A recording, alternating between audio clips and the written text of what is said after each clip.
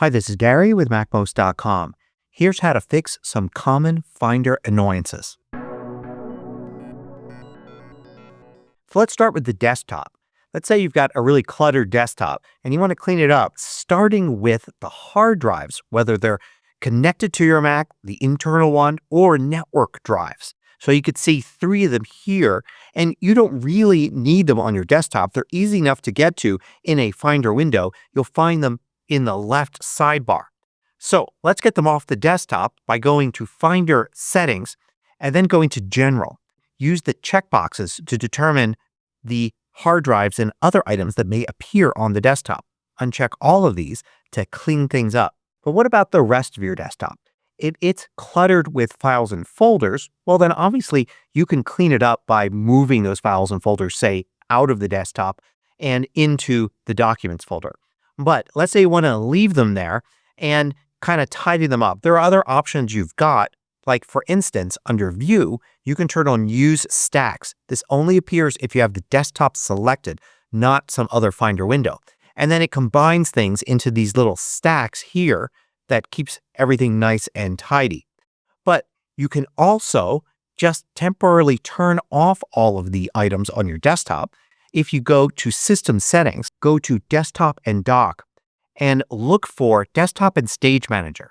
And there are two checkboxes next to Show Items. If you turn off On Desktop here, then your desktop appears to be empty. Now don't worry about your files. They're still there. They're still in the desktop folder. They're just not shown on the desktop as long as you have that checkbox turned off. Now when you create a new Finder window, it'll always go to the same location.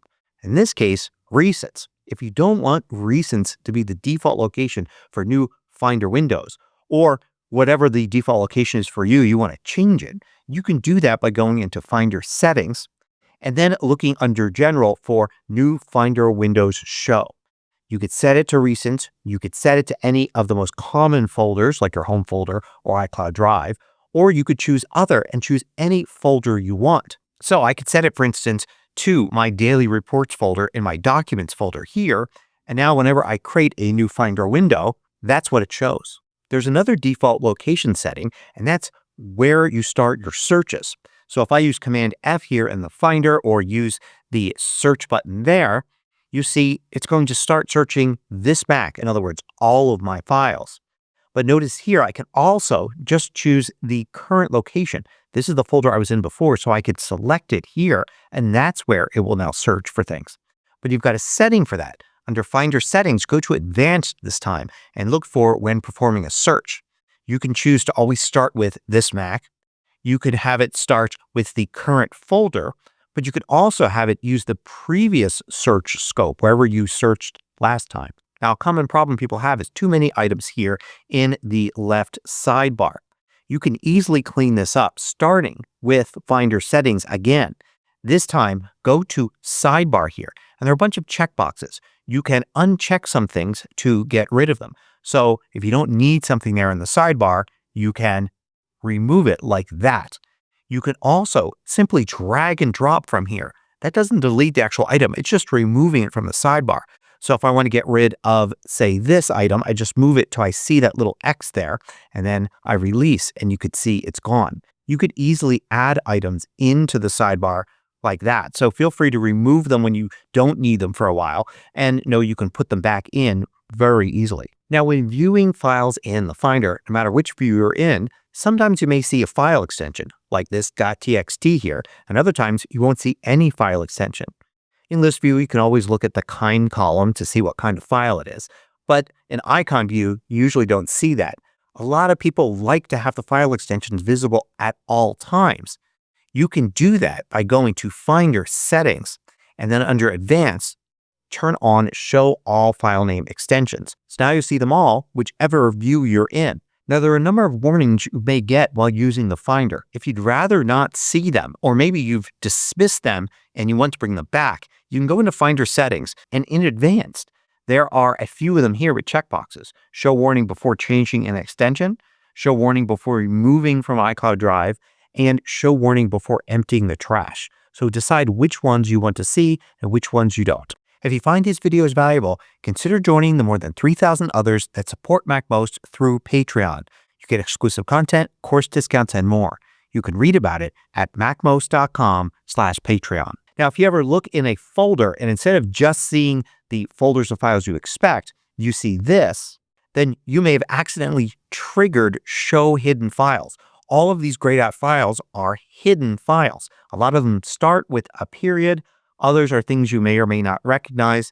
If you just want to get things back to normal, just to see your stuff, use Shift Command and then period, which toggles it off. Now, there's nothing wrong with this file listing here. It's listing everything in alphabetical order, but some people would rather see their folders at the top, not mixed in with the files. You can do that by going to Finder Settings, and there's an option, Keep Folders on Top, and you could do it in Windows when sorting by name. So keep that in mind. It's when sorting by name. If I were to sort some other way, then these would be mixed in again. Now, when looking in either list view or column view, you can change the width of a column by grabbing the line between the headings here and dragging left or right. Sometimes you might end up with a column that doesn't have enough space to fit everything, like the name here, or maybe there's too much space, say for size, like that. So you could always adjust these, but you could also double click on them right here, and it will automatically adjust the size of the column to fit the largest item. So you can see how I was able to compact the size column, but enlarge the name one. Now, the same is true for column view here. You go into column view and you can grab the line between these columns and grow or shrink them. You can also double click on them to make them the perfect size for the largest item. But there's also a setting that will do this automatically. If you go to View and then Show View Options, and you have to be in column view for this, you can turn on Resize Columns to fit file names. And then no matter where you go in column view, it's always going to resize those columns to be the perfect size. Now, one of the things you usually get in column view is a preview pane. So the rightmost column here will show you a preview of the file selected. You could also get this in other views as well. So for instance, in list view here, I normally don't see it, but if I maybe use the keyboard shortcut, I do get it here. And then a lot of people ask, well, once you get this, how do you get rid of it? It's under View, Hide Preview or Show Preview here, Shift Command P. So if you see it there and you want to get rid of it, or you don't see it there and you want to add it, that's how you do it. Now, you can get more info on a file by selecting it and using File Get Info or just Command I, and it brings this up. But one problem people note is that if you go to select another file like this one, the info window still shows you information for the previously selected file. It sticks with its original file. If you want an info window that follows around your selection, then what you want to do is instead of File Get Info, hold the Option key down and note the keyboard shortcut is simply Option Command I, and this shows the inspector. It looks just like the info window, but the difference is that it will now reflect whatever file is you have selected. And better still, if you select multiple files like this, it will show you a total, for instance, for size for the entire selection. Now, a lot of times you want to see more than just the name of the folder that you're currently in. You want to see the full path. There are a couple ways to do this. One is use the Command key and click here on the title of the folder, and then you could see the full path up to the top. Better yet, you could actually select one of these and go to it. But you could also use View and then Show Path Bar right here. And this will show the path at the bottom for the folder that you're currently in. And if you select a file, it includes that file as well. And you can click on any one of these to jump to it. Now, maybe that you knew about the path bar, but it was missing and you didn't know how to get it back. There are other things like that as well. For instance, there's also a status bar. Bring that up and it'll give you more information like how many items are in this folder or how many items are selected. You also get to see the total amount of space available either in iCloud or your local drive, depending upon where you're looking. Also, if you're missing the left sidebar, then note that there's a menu item here that hides it or brings it back. The same goes for toolbar. You may have accidentally hidden that and you can go and bring it back and the sidebar comes with it. And if the toolbar buttons are what's missing, note that if you make the window narrow enough, these items go away. It may just be a matter of making the window wider again. Now note here, I'm looking at a bunch of files in list view, and I've got the size for each of them in the size column, which is nice, except that I'm missing the size for this and this. These are folders, and it's not showing me the size of all the files in the folders.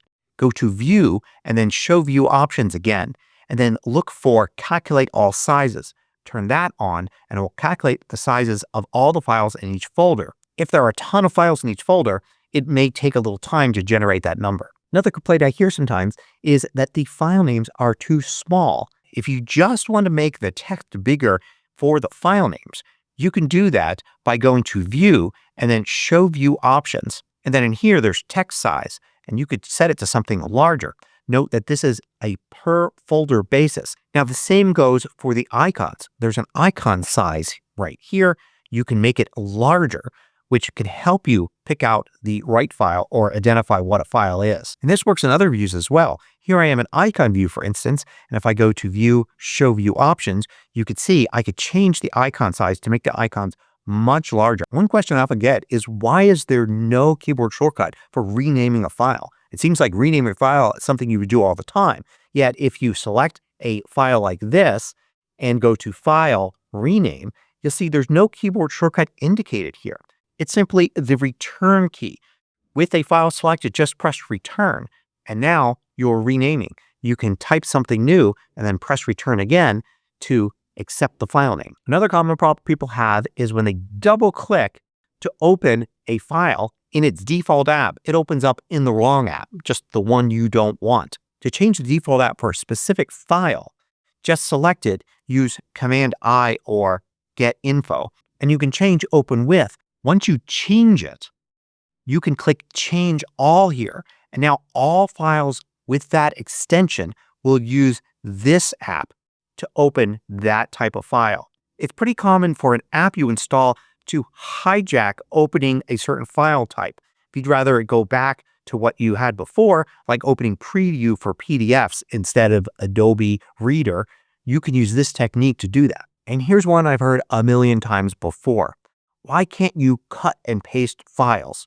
You can select files like these three and use Command C to copy, and then go to another location and then use Command V to paste, and it will make copies of those three files there. But what if your intention is to move the files? You think what you would do is go to Edit and then Cut, but Cut is grayed out. So the way to do this is actually to start the same way with Copy.